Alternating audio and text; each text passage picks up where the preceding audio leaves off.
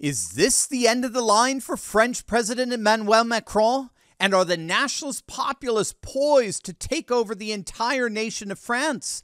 Well, according to a number of pundits, that is precisely what's happening.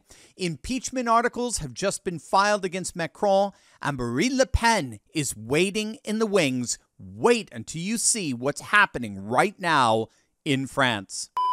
Hey gang, it's me, Dr. Steve, your Patriot Professor, here to help you stay sane in these insane times. So you know what to do. Make sure to smack that bell and subscribe button. And gang, I don't know if you heard the news from our first two videos today, but we did it. Or better, you did it. My brand new book, Fight: How Trump and the MAGA Movement Are Changing the World, has just hit the top 10 in new political releases on Amazon. And it gets better. We hit #1 in new releases for comparative politics. And you made that happen. But gang, this is just the beginning. We just announced the book on Tuesday, so this is nothing. Together, we can show the powers that be that we, the people, are in charge. This is our country, and we're going to band together and make this new book about Trump and us, the MAGA movement, and how we're literally changing the world, the #1 new release on Amazon. I mean, think about it. We got a golden opportunity here to stick it to the globalists and go straight to #1. Think about past all the woke crazies and DEI lunatics with a book about Trump, a book about the MAGA movement, a book about the rising new conservative age. So just click on that link in the description below or scan the QR code on the screen and order your copy right now. And let's make it to #1 together.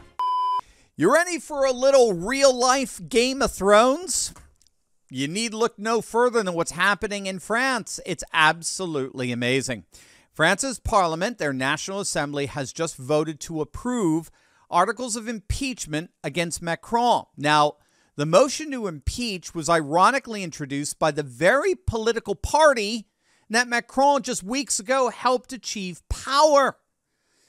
We covered this extensively on this channel over the summer, but at the end of June and the first week of July, France held their 2 rounds of national elections, okay? And what's so interesting is that because the elections were 2 rounds, it looked like the so-called far right, the nationalist populist right, a party known as National Rally, looked like they were going to win the elections in a blowout. They won by far the most seats in the first round of elections at the end of June, and they were poised to win a majority in the assembly in the second round at the beginning of July. But that's when the behind-the-scenes shenanigans started to play out. Macron convinced more than 200 of his party members, those who belong to the Renaissance Party, to actually drop out of the second round and turn around and endorse all the far-left candidates who were running so that they could team up and beat the so-called far-right candidate. And it worked. Macron successfully thwarted the right from coming to power. And he did it by instead, ironically, putting the far left into power. Now, no party after that election, none of the parties got an outright majority in the French Assembly. So there has to be coalition building. And that's the job of the Prime Minister. And what this far left party wanted Macron to do was appoint one of their own as prime minister. So if you don't know, the French president has the power to appoint the prime minister. But the problem is that the parliament can dissolve the parliament. They can dissolve the government that the prime minister puts together, the coalitions put together at any point. So the president has to appoint a prime minister that everybody likes when all is said and done. The problem is that if Macron appointed a far-left prime minister the way this new party that just came to power wanted him to do, that would mean the repealing of Macron's entire economic program. The far left was promising to gut Macron's economic policies, which of course he doesn't want.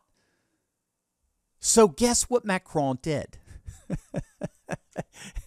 He turned around and he appointed a prime minister, I kid you not, a fellow by the name of Michel Barnier, who was acceptable to and actually supported by the so-called far right, by the National Rally Party.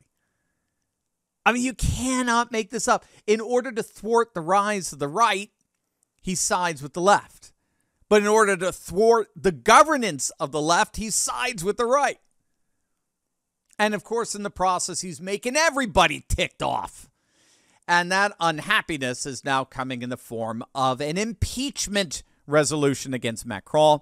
Now, just so you know, most commentators of French politics think the impeachment will have little chance of passing.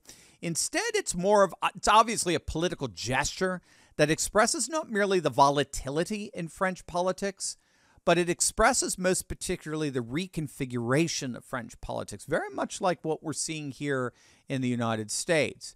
What's so interesting with this prime minister appointment is that Macron may actually be signaling that while he won the election battle over the summer, he clearly has lost the war over France. And this is because this new prime minister, Barnier, is a total immigration hawk. He wants to close the borders and conduct mass deportations every bit as much as anyone on the so-called far right.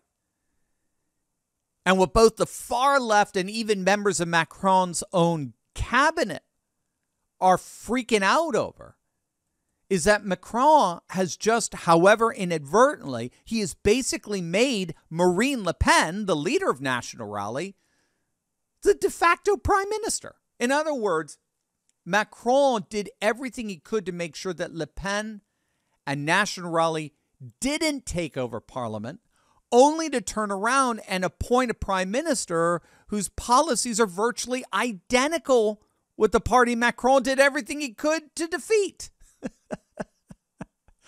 But more than that, what every astute political observer is saying here is that Marine Le Pen herself recognizes that with Barnier as prime minister, nationalist populist policies end up becoming the law of the land, which will pave the way for her to win the presidency in 2027.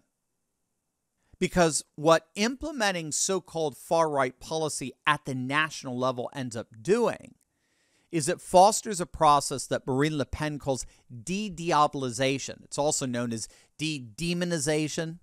But it's a strategy that nationalist populist politicians have been implementing actually all over Europe. And what de-diabolization or de-demonization involves is basically an intentional normalization process taken by nationalist populist parties in Europe that seeks to bring their parties out of the political periphery, out of the political fringe, as it were, and into the mainstream. So one of the reasons why the legacy media and globalist politicians always use this term, far right, is to stigmatize these nationalist populist parties. It's to keep them, it's to create this perception that they're all radical, that they're all extreme. When in point of fact, they're just MAGA parties, or better, mega parties, right? Make Europe great again. But these are deliberate attempts to stigmatize these parties as extreme and radical and racist and xenophobic and the like. And so what nationalist populist leaders have been doing is they're employing a number of tactics and strategies to garner the trust and confidence of the people. And the results have been breathtaking. They've been breathtaking. I could still remember seeing Giorgia Meloni speak in Verona back in 2019 at the World Congress of Families, where I was speaking there. And I mean, this is back when her party, the Brothers of Italy, were a peripheral party. They were literally getting like 3-5% in the polls. That's about it. But in just 3 or 4 years, largely through this process of de-diabolization, the Brothers of Italy surged to being the #1 party of the nation today.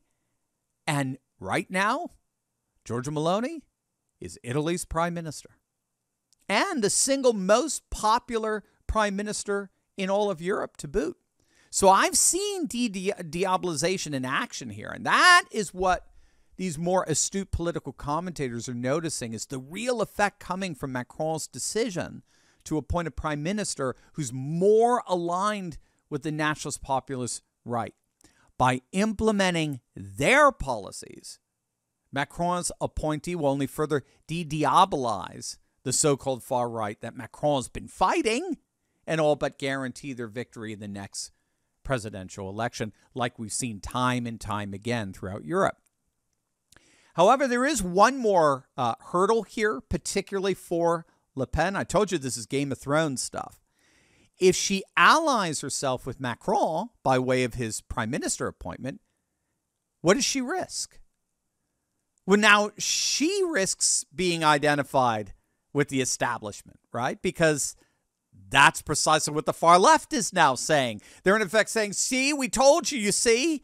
The national rally, the so-called far right, they've got no problem selling out and aligning themselves with the establishment if they're given the power to do it. We're the true revolutionaries. We're the true rebels against the establishment. That's what France's far left is saying right now.